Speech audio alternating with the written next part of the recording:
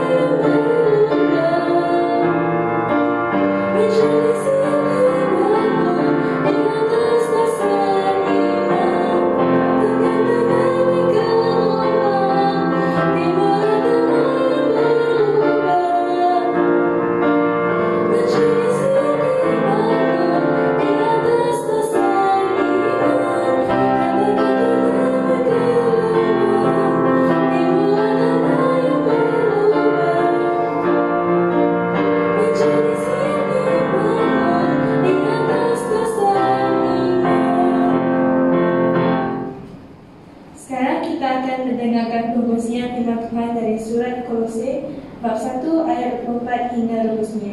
Dan tema renungan firman Tuhan pada pagi ini ialah saya juga bekerja keras dan berusaha. Menjemput Pastor Kev. Shalom saudara dan saudari sekalian. Puji Tuhan, kita berjumpa sekali lagi pada pagi ini. Jadi tema renungan pagi pada hari ini iaitu saya juga bekerja keras dan berusaha. Saya juga bekerja keras dan berusaha. Diambil dari surat Kolose bab pertama ayat yang ke-24 hingga ayat yang ke-29. Kolose bab yang pertama ayat yang ke-24 hingga ayat yang ke-29. Mari kita membacanya bersama-sama.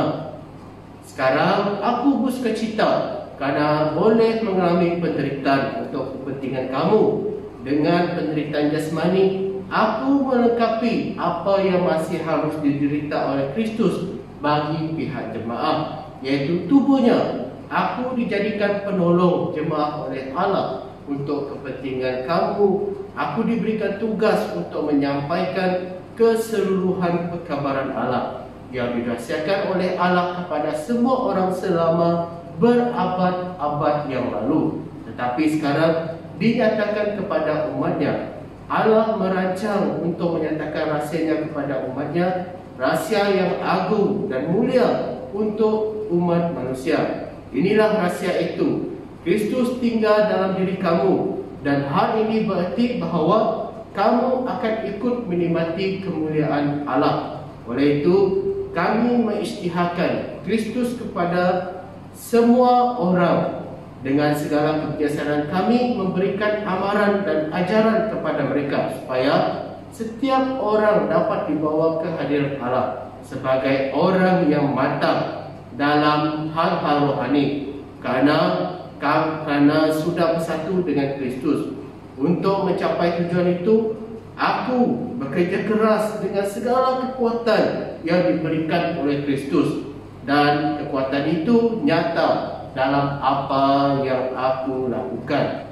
Jadi di sini, saudara dan saudari sekalian, Paulus dia menganggap penderitaan yang menimpanya semasa memberitakan Injil itu sebagai satu cara untuk melengkapi jika kekurangan dalam penderitaan Kristus, dan dia berpendapat bahawa adalah penting untuk menanggung penderitaan dan tugas yang mencabar untuk membina gereja dengan cara yang betul benar, saudara-saudari. Jadi oleh itu dia tidak mengelak. Kita dapat melihat daripada firman Tuhan, Rasul Paulus tidak mengelak dari bekerja keras dan menderita yang datang daripada memberitakan firman Tuhan ayat yang ke-24 ini.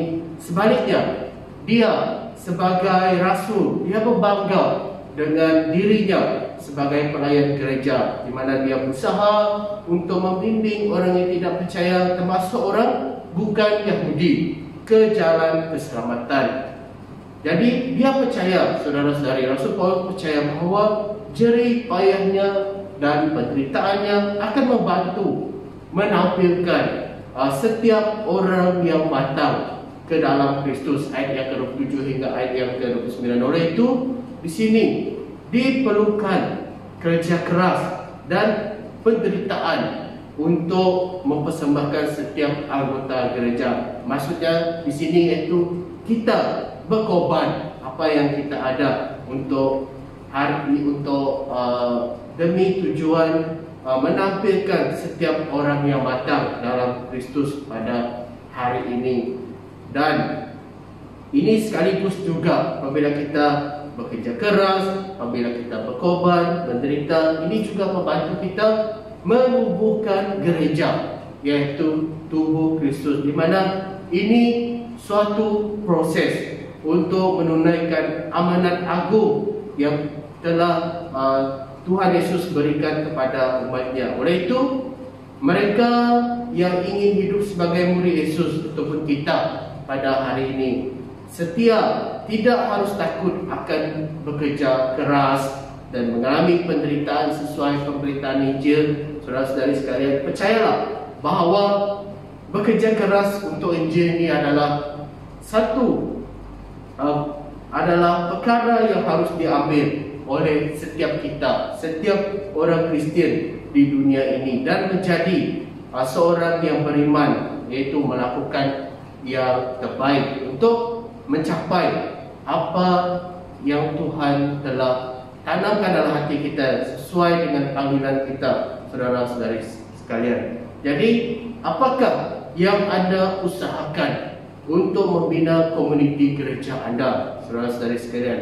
Apakah yang akan Anda lakukan untuk membina gereja Anda dan setiap orang yang ada di gereja Anda? Maksudnya, apakah yang boleh Anda sumbangkan kepada gereja, kepada saudara-saudari seiman demi pertumbuhan kerohanian sesama, bangun dalam kepercayaan, dalam pengharapan bersama-sama. Demikianlah kongsian pada hari ini, saudara-saudari sekalian. Selanjutnya, mari jemaat Tuhan kita sama-sama berdoa.